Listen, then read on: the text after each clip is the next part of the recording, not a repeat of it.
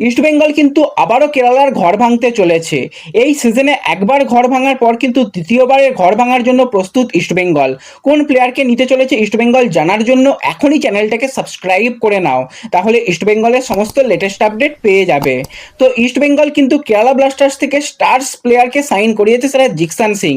এবার কিন্তু তাদের টার্গেট রয়েছে একজন অ্যাটাকিং লাইনের প্লেয়ার, সেটা হচ্ছে 24 বছর বয়সী ভারতীয় উইঙ্গার বা অ্যাটাকিং লাইনের প্লেয়ার রাহুল কেপি।